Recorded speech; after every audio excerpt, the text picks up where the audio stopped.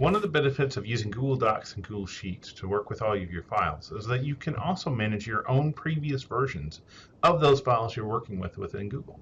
So, for example, you've made a document that you've worked with over time with multiple users, and you want to go back a little bit because there's some edits that were made that you don't necessarily want, or you really just don't like how the last few days worth of work has looked and you want to go back, or you want to see what it looked like a week ago maybe, and compare that to what it looks like now.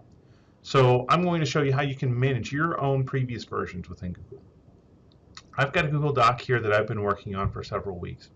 And to see the previous versions, I'm going to go up to File and Version History and see my version history.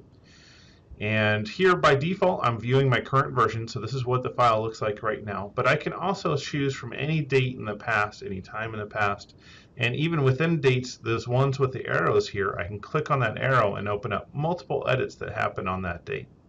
So I'm going to go back in time a little bit here. Let's try the 23rd. I'm going to go back to my original document here, just to kind of point out here is 8 pages long. I'm going to go back to a point in time when here it's only 2 pages long, so it's pretty easy to tell that I'm missing a lot of data from back in that time, but I also found some edits the way that I wanted them to be, so I want to be able to copy that over.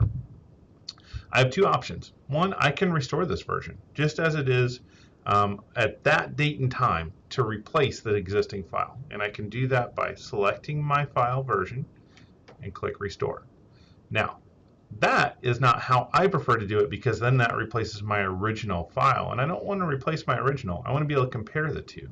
So I prefer to click on the three dots next to that version, make a copy, and then name that. So right now it's named copy of my original file name and then the date and time that I'm restoring from.